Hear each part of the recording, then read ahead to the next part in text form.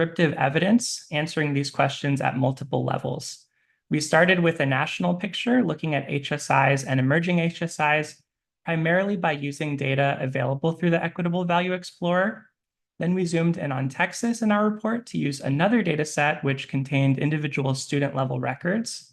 And this approach gave us a dual perspective on, one, how well HSIs nationwide serve all of our students, and two, how well Texas institutions were serving Hispanic students in terms of their earnings and economic outcomes. So today I'll just share a few highlights from this study. Let's start on the next slide with our key findings at the national level. So using data from the Equitable Value Explorer, we examined over 5,500 post-secondary institutions around the country, and we split them into different types. We started by grouping them by predominant degree type. So you can see those are the columns, certificate or associate or bachelor's. And then we separated the institutions within each degree type into 4 groups. HSIs, which have Hispanic enrollment of 25% or more, emerging HSIs, which have Hispanic enrollment between 15 and 25%, other public and private nonprofits, and lastly, for-profit or proprietary institutions. From there, we asked what percentage of the institutions met the value thresholds. So T0, that minimum return, T1, earnings premium, or T3, economic mobility. So I'm just going to highlight a couple key takeaways, but in the full report, we've repeated this process by gender, by dependency status, and family income level as well. The first takeaway, if you look across the top row there, is that when it came to that minimum economic return, HSIs, emerging HSIs, and other public and private nonprofits all perform similarly well, with only for-profits falling behind. So 85% or more of HSIs and emerging HSIs across all 3 degree levels provided at least a minimum return. But the second big takeaway from this graphic, if you look at that final row, is that for T3 economic mobility, that rarely happened for any institution type except at the bachelor's level. And at the bachelor's level, all institutions except the for-profits, again, saw their median students meet T3 or threshold 3 at similarly high rates, over 70%, with a slight edge to emerging HSIs and HSIs. So on our next slide, we'll turn to a few summary findings from Texas. Using longitudinal data from the Texas Education Research Center at the University of Texas at Dallas, which functions like a state longitudinal data system, we were able to track the outcomes of Hispanic students throughout the state from pre-K-12 to post-secondary enrollment to the workforce. For our study, we looked at 6 cohorts of students who graduated from high school between 2009 and 2014 and entered a single college during the same year of their high school graduation. Then we observed the students' wages up to a decade after college entry, and we looked at each time point whether the students had achieved T0, T1, and so on for each threshold.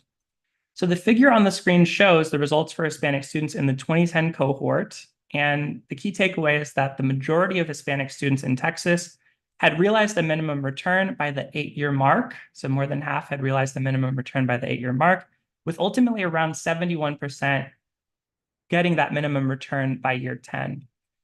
Just over half hit threshold 1 and threshold 3 within 10 years, and around 44% met threshold 2 earnings parity, meaning they had comparable earnings to white non-Hispanic workers within the state. Within our full report, we also considered how outcomes varied among Hispanic students, for instance, by gender, race, and first-generation status, and we dive further into our data for our own college. So thank you so much. I hope you'll give it a read, and this is just a snapshot of what we've done. Excellent. Thanks so much, Navi. Next up, we have Dr. Angela Boatman of Boston College to present on behalf of her team. Thank you. Hi, I'm Angela Boatman. I'm an associate professor in the Lynch School of Education and Human Development at Boston College, and I'm going to share a quick overview of our work on the economic returns of rural serving colleges. That was done with my co-author, Shadman Islam, who is also at Boston College. So the map on the next slide here is a map of the United States that illustrates a recent count of the metro and non-metro counties across the US. The yellow considered the non-metro counties, and these include some combination of rural towns with fewer than 5,000 people and places of up to 50,000 people that are not part of larger labor market areas. But the primary takeaway here is to just observe how much of the United States land is made up of rural areas. What this map does not show you is also just the sheer population that live in rural parts of the United States. So about 1/5 of the US population lives in completely rural or mostly rural counties. Additionally, nearly 1/3 of all US high school students attend rural high schools. And we also know from other research that rural high school students graduate at a slightly higher rate than the national average, but they tend to enroll in college at lower rates compared to urban and suburban peers. So what Shad and I wanted to better understand in our project was to look at these colleges that are serving rural communities and to better understand the economic returns of attending these institutions and earning a degree from these places. But rather than adopt a discrete sort of rural versus non-rural definition, as this map is showing, we instead adopt this frame of rural serving rather than just rural located. And to do so, we use a measure that was created by the Alliance for Research on Regional Colleges. And they created something called an RSI score. And it's a continuous measure that measures what they consider a rural serving institution score. It's comprised of 5 factors that they identify related to where a college is located, but also who it serves. And they categorize 2,500 institutions across the US on this score, a range from 0 to 4. So institutions that have a score of 1.175 to 2.14 are considered rural serving. And then scores above 2.14 are considered high rural serving. And interestingly, you can see some tidbits about some of the rural serving institutions here on this slide. 43% of all the colleges in the data set are considered rural serving, and 20% are considered high rural serving. Some of you may be surprised to learn that just under half of the public four-year colleges in the US are rural serving colleges, and just over half of America's community colleges are also rural serving colleges. Additionally, 1/3 of all HBCUs and nearly 20% of Hispanic serving institutions are rural serving. So many more diverse institutions making up rural serving colleges than some may have assumed.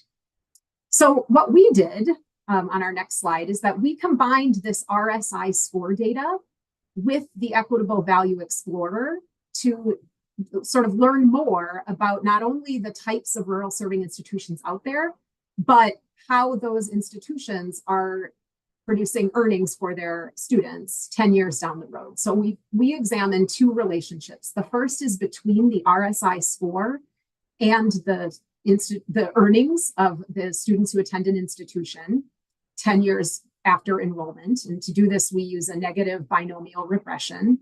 And then we also examine the relationship between the RSI score and the EVE thresholds that Navi just mentioned using a logistic regression. And just as a reminder, we use 3 of the thresholds that Kim talked about at the beginning. We examine the minimum economic returns, the earnings premium, and the economic mobility.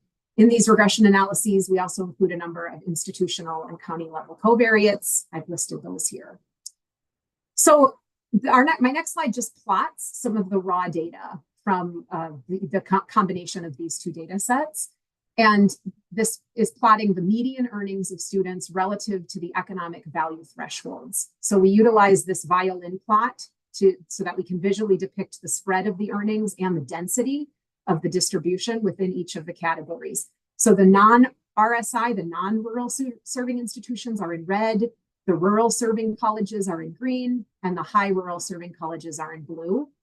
And the x-axis here reflects whether students who attend the institution earn more or less than the calculated threshold value for that institution 10 years after initial enrollment. So colleges that are past that vertical line, that 0 line, are those where the average student who attended earned more than the institution's threshold value. So for example, we could look at threshold 0. Institutions above the 0 line there are likely to produce students who will earn enough to recoup the costs of their degree. And institutions below 0 are likely to produce students who do not earn enough to recoup the costs of their degree. So we can see here that RSIs and high RSI institutions are largely expected to surpass the threshold needed to meet the minimum economic return. But if you look at thresholds 1 and 3, the ability to sort of exceed that threshold is a bit more mixed. For both of those thresholds, median earnings appear to be below the value of the threshold for the majority, or close to about half, for RSIs and high RSI institutions. And these 3 pictures are just simply plotting the raw data. My final slide is a brief overview of the regression analyses that we did, and where we examined the relationship between the RSI score and the likelihood of meeting each of the thresholds. And so we find through this regression process that the rural servingness of an institution is statistically significantly predicting earnings, although the effect is pretty small. So for every 1 point increase in the RSI score, the expected earnings decrease by about 1.9%. And there's a few figures at the bottom of this here that also show that as the RSI score increases, the probability of meeting threshold 0 on the left here, it slightly decreases, but it's a pretty small magnitude. It's only a few percentage points. The slope there is not very steep at all. But the figure on the right shows the probability of meeting threshold 1, which was the earnings premium. You can see that as the RSI score increases, the earnings premium also decreases, but this time with a greater slope. So therefore, while it appears likely that a rural serving institution will return at least the cost of a degree, this picture on the left, the likelihood of returning an earnings premium at these institutions hovers around 43 to 53%, which is shown in the threshold 1. And we don't observe a statistically significant relationship for threshold 3. So you can see these results, and you can also see how we separate these results by 2-year colleges, by 4-year colleges, publics and privates in our report, if you want to take a look there. We conclude our report by talking about the important role that RSIs play in increasing college access for rural students. The difference in earnings we observe across the RSI and high RSIs compared to the non-RSI colleges is pretty small. It's substantively small, and it does come with a really high likelihood of returning the cost of the degree to students who attend these institutions. Thanks. Great. And next up, we have Sandra Barone of Trellis Strategies. Great. Thanks, Kim. My name's Sandra Barone, and I'm representing Trellis Strategies and my co-author, Tanya Gardner. I'm very grateful to be part of this webinar and have really enjoyed listening to my fellow presenters. A big thank you to IHEP for funding this research and continuing to raise awareness about equitable value in higher education. Trellis has a long history of researching issues related to student financial wellness and student success. We're very excited to combine this research with the work of the Equitable Value Commission to dig deeper into the relationship between student financial wellness and economic outcomes for those students.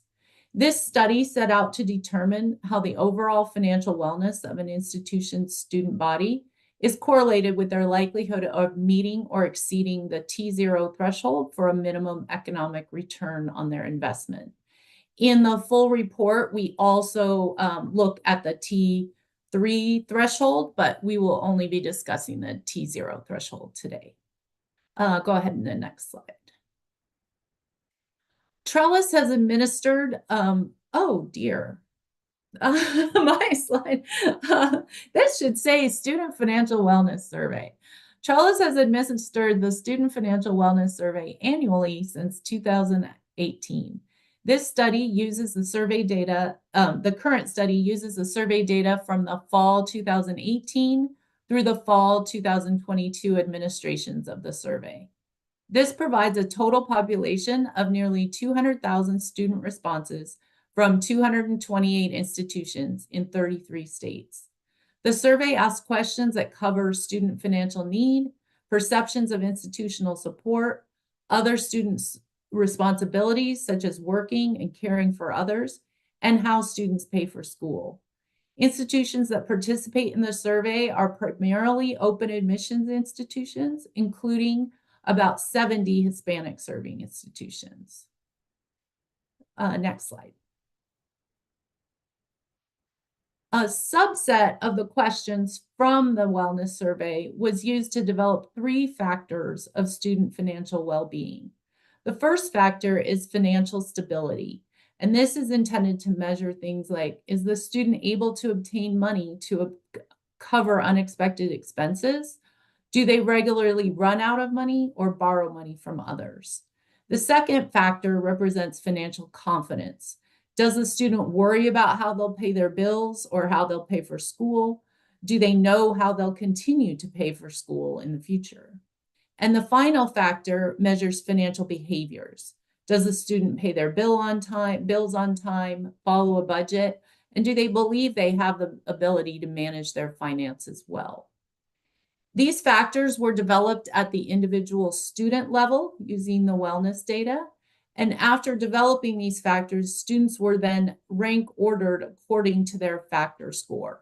Students in the bottom quartile for each factor across all schools were considered to have low financial well-being. Students were then aggregated at the institution level by calculating the percent of students at each institution with low financial stability, financial confidence, or financial behaviors. So institutions with higher proportions of students with low financial well-being would be considered to be lower financial well-being schools. Next slide. Once we summarized those factors at the institution level, we were able to combine them with the data from the Equitable Value Explorer, or EVE. And only institutions included in both the EVE dataset and the wellness subsample are included in the analysis. The primary dependent variable for our analysis is the amount by which the median earnings of students from each institution differs from the T0 threshold for the institution. As you can see, the wellness institutions perform slightly worse overall than the nationally representative EVE sample. In all sectors, the wellness schools had lower median earnings than the total EVE sample. And also in the 4-year sectors, fewer wellness institutions met the T0 threshold than in the full sample. So overall, we're working with institutions that are over-representing the lower level students in society. All right, next slide. We then ran multiple regression models to look at the relationship between the percent of students with low financial well-being at a school and the dollar amount by which median earnings at the school differed from the T0 threshold. Regressions were run for each factor separately and included multiple control variables listed on this slide. Models were run with all schools pooled, as well as for each school type separately, and results were largely consistent across the models. Next slide. The strongest results were for financial stability across all sectors and for all models tested. Schools with higher proportions of students with low financial stability had lower expected median earnings. This means that the students who are struggling financially are at schools where their expected return on investment is lower. Results for financial confidence and financial behaviors were less consistent, although similar to those for financial stability. And another interesting finding that wasn't the focus of our paper, but the percentage of women at an institution was also inversely related to the expected median earnings of that institution. However, the race was not significant in the majority of the models.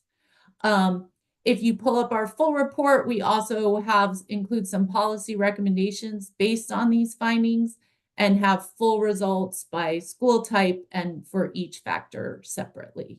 Thanks, Kim.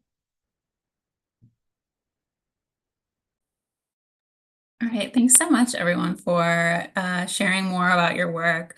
I am excited to moderate this discussion and to get to ask one of the first questions. So I noticed that all three of your papers really did a great job of both leveraging the data that's available in the EVE, but also pulling in data from other sources that really complements and supplements that work. So I'm wondering if you can share more about how other researchers might be able to leverage and combine data from the EVE with data from other sources to generate more comprehensive analyses. And any of you feel free to jump in. It's questions for all three of you.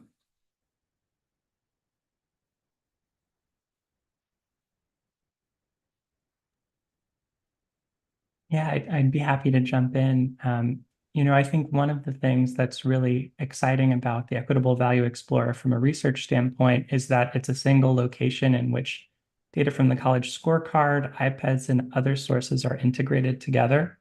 But moreover, that it provides a cohesive framework with the value thresholds with which to think about equitable value. And so from an institutional standpoint, being based at a community college, we use the Equitable Value Explorer to pull up our profile for Dallas College. And we're able to use it to assess that the median student at our institution was earning a minimum return, at least as much as a high school graduate, plus enough to pay the cost of college. But we also were not meeting the economic mobility threshold. And so our charge and idea with bringing in administrative data from our state was to be able to unpack what we had at an institutional level at the individual student level. When we were able to do that with data from Texas, we found that for Hispanic students at Dallas College, around 80% were earning that minimum return. So more than just the median or more than 50%, but 80%. And then 60% were achieving economic mobility. I think this was really critical for us to bring in a different data source, in part because federally reported data on earnings by race and ethnicity are still not available through sources like the College Scorecard. So supplementing what was in the Equitable Value Explorer with another source of data allowed us to get a more nuanced view of what was happening at our institution. Yeah, I will say that for what we were interested in studying, the EVE was ideal because what we were interested in looking at were differences across institutions. So the data in the Equitable Value Explorer being organized by institutions allowed us to then merge this with this other data set to identify rural serving institutions that already existed. And then from there, we could also identify other county level or state level variables to bring in. The nice thing about the Equitable Value Explorer is it includes a lot of information already on some of those characteristics. But if there were things that were not included, because we have the institutions, it was easy to merge in other county level or state level information. So I could see this being easily merged with state data that's at the institutional level, other information that might be in IPEDS that was not somehow captured in the EVE data set. One of the things we are exploring right now is the definition of a labor market. In the EVE, it's defined as like the average within a state. Could there be alternative definitions of labor markets? And it's possible to then merge this data set that already exists with others to explore alternative definitions of the local labor market. So I think there's lots of opportunities, but I'll turn it to Sandra, who also faced more. We didn't try to merge this with student level data for our particular question, but I'll turn it to you in the event that that's relevant. Yes, I was going to say we had the opposite situation. So the big challenge for us was combining this institutional level data with our individual level survey data. We weren't able to directly relate an individual's student's level of financial well-being with their actual earnings after leaving the institution. But without the Equitable Value Explorer, we were left with those disparate measures of some sort of measure of earnings. So it allowed us, by transforming our survey data, to create that measure of financial well-being at the institution level, we were then able to combine those data sources and determine that relationship between the level of financial well-being at a school and the median earnings of their students. And further, because of the Equitable Value Explorer, we could compare those median earnings to the thresholds for T0 and T3. And I really encourage, not only was this a challenge, but it was also kind of one of the most exciting parts of the research. We probably didn't get it perfect our first try, but I really encourage other researchers to continue to think of novel ways to summarize the data at the institutional level. And so you can combine it with this rich EVE data source. And we're also continuing to think of new ways that we can kind of use this data to glean important insights from our other, specifically from student level data. Thank you all so much for sharing those thoughtful answers. Switching gears a little bit, I'm curious if any of you have thoughts on how researchers can use the data that powers the Explorer to really dig into specific equity gaps in things like access completion or economic returns.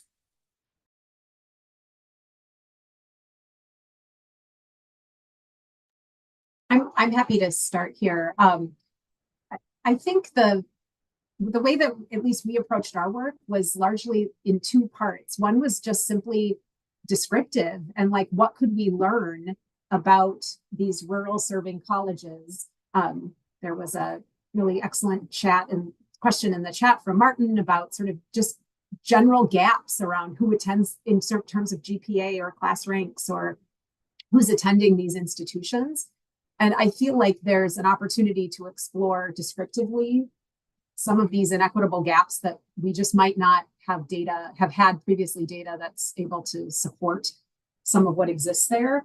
And then secondly, to do, a more rigorous sort of predictive modeling that might also further help explain some of the gaps that we might have been observing in the first phase of that. But even said, like what we were able to do on this with this first pass in this first report was just sort of in these discrete, like looking at these rural serving institutions.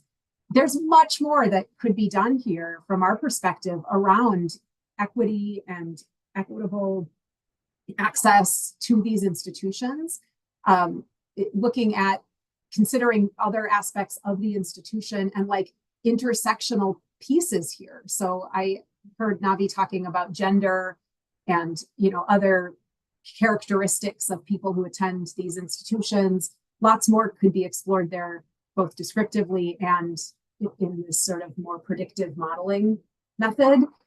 So I guess I would just say I think this data set offers a lot of opportunity to dig into some of the gaps that we observe. And I think that's for us an important next step to consider not just rural serving institutions, but the intersection of Hispanic serving institutions in rural areas and the students that attend those schools, and to be able to more fully describe some of the characteristics of people attending these institutions to just paint a fuller picture. This still feels like a first effort to illuminate some of the gaps, but I think there's more to be done. I'll jump in and piggyback on that, because I agree that one of the things the Equitable Value Explorer does is encourages conversations about particular populations of students that we feel may not be treated equitably.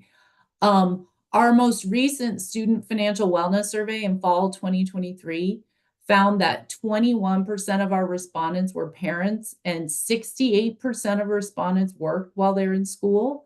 And so these are just a couple of examples of how populations of students who used to be considered non-traditional are quickly becoming the traditional student, especially at certain institutions more than others.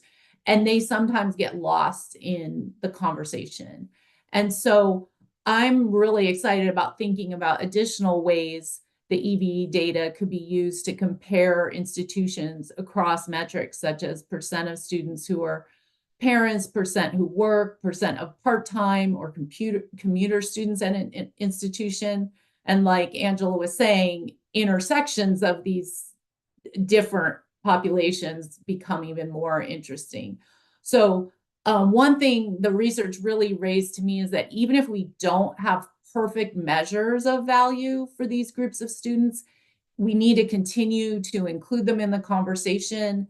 And that's going to be critical to closing the gaps for all students. I completely agree with my co-panelists, and I think that with our work primarily being descriptive, but having two different scopes, one sort of focused on the characteristics of HSIs nationwide, and another really focused on Latinx or Hispanic students at the individual level, but across the state of Texas, we were able to do more to explore some of those questions around intersectionality. And I think questions that the Equitable Value Explorer and Postsecondary Value Framework do a great job of raising and also raising the question of, how can we get federal data or other data sources to capture those populations? So as a community college, we serve a diverse set of learners, including adult learners, parenting students. And although we weren't able to examine all of the populations we serve in our study, we were able to look at the intersection of Hispanic or Latinx identity with other identities. So gender with race, which was recorded separately in our research, as well as things like emergent bilingual status when in K-12 or immigration status in K-12. And I think we really wanted to challenge the notion that Hispanic students necessarily faced monolithic economic outcomes, or at least question that notion. Around half of students at Dallas College are Hispanic, so it was very important for us to disaggregate outcomes with this group and really follow up with qualitative research. Some of what we found, and I agree just initially, were things like an 8,000-year gap in earnings per year between Hispanic men and women, an $8,000 gap in earnings per year between students who identified as Asian and Hispanic, as I do, and students who identified as Black and Hispanic. And so I think it's one of the questions in the chat about what HSIs and institutions can do utilizing these data to remedy equity gaps. I feel like this starts a conversation for us about our career services at our institution, other academic supports to support completion and post-completion. And so I'd be happy to talk more about that in further questions, but I feel like this gave us the baseline of knowledge that we needed to begin that work. Thank you all. And Navi, that's a great segue into my last question before we turn it over to the audience. I'm curious to hear if you all have thoughts on how researchers can translate their findings into actionable recommendations for policymakers and institutions from working with this data. Yeah. I think one of the things the Equitable Value Explorer adds to the conversation is it allows researchers to provide leaders, whether at the institutional, state, national level, with concrete data regarding gaps in access, completion, and earnings across students and institutions. Our research highlighted the number of students with low financial stability and the fact that these students may not all have access to the same institutions as those who are more financially stable. Once we have this knowledge, we can pair it with a proposed solution and bring it to leadership.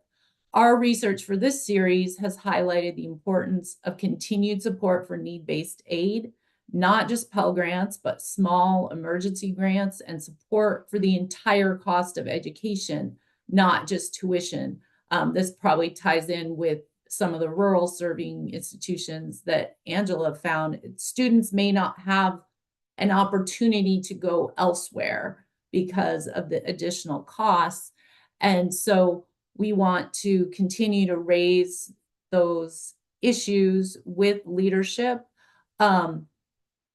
We haven't done it for this paper yet, but for other work, we have condensed our findings into a one-page infographic. That's an idea for how to share with institutions, and those can be focused at an institution level, or at a state level, or even a national level, and make an easy bite-sized pieces of information for policymakers.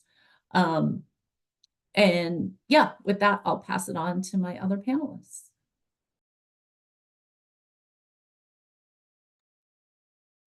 I can jump in and kind of follow up on that last point about making recommendations actionable at the institutional level. I think with our research primarily being descriptive, we wanted to be really cautious about claims of causality, and it's one of the reasons why, to one of the questions in the chat, I think speaking with students about the pathways they pursue is an important follow-up to this work. But one of the things that we were able to do in our report was to separate out results by completion status as well as by major.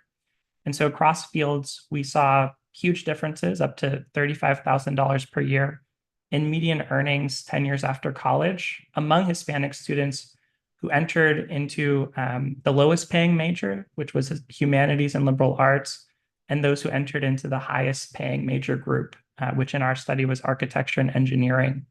And we also found that 29% of Hispanic completers were majoring in that lowest paying field, whereas only 6% were in the highest paying field.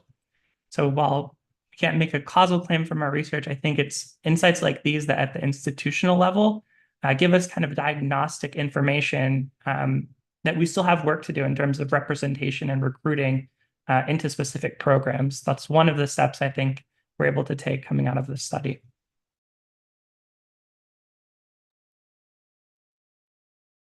Excellent. So we're going to pivot a little bit to some questions that you all have added to the Q&A function. The first is a little bit of a more technical question, but I'm curious to hear, and it is, how do you all handle the unevenness of missing data across institutions with regard to the college scorecard? In particular, how do we understand who is missing and what that means for the results?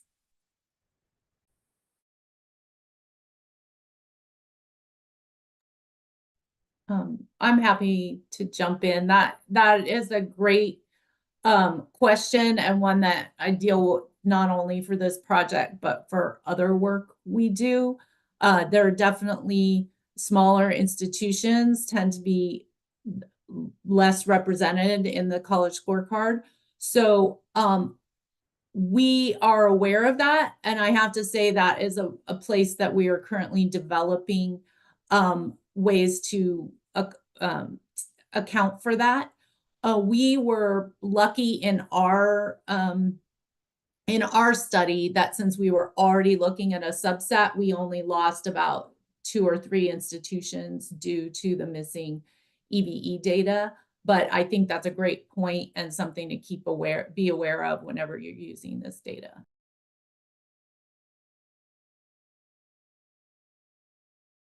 Yeah, we also used a subset of institutions that were defined in the RSI data set. So I think the missingness was somewhat minimized, but to Sandra's point, we tried to note once we started breaking out institutional types into 2-year publics, and we looked at 2-year privates, they're so few, it's missing. And so we try to note places where we didn't trust, or wouldn't put a lot of stake in what we were observing there because the number of schools was so low. But in our instance, we used a subset to begin with, so we didn't end up losing a lot due to the college scorecard. But I do think that it's important to have a full understanding of just who is missing from the data sources that feed in to the Equitable Value Explorer. All right, thank you. Thank you both for weighing in there. The last question that we'll have time for comes from the audience as well. And this one is, what further research do you think is warranted based on the results of these studies? And specifically wants to know if there are any additional projects that you all have in the works.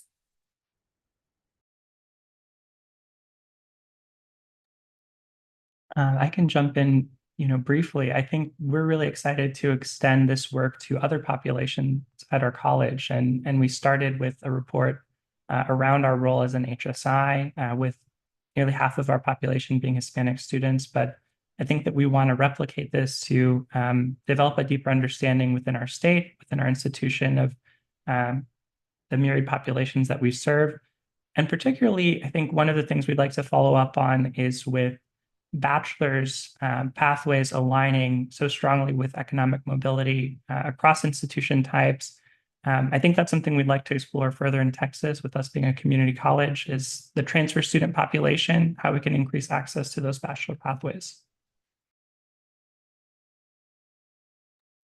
We are interested in one of the comments in the question box from Leah was consideration given to economic opportunity in the communities served by these colleges. And we're very interested in that question, and how can we more fully consider the economic opportunities, the role of the labor market in a local area at a more granular level, because a state, as we know, states, if you use the average of something across a state, there's lots of variability that exists even within a state, and sometimes even in a region.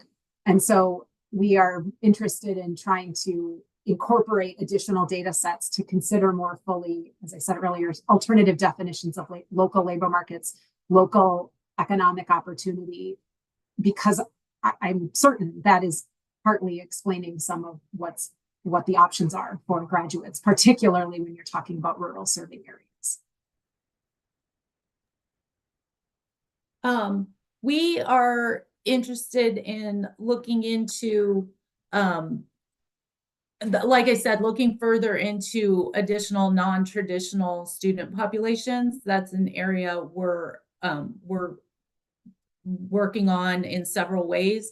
And so I definitely want to continue to look into that.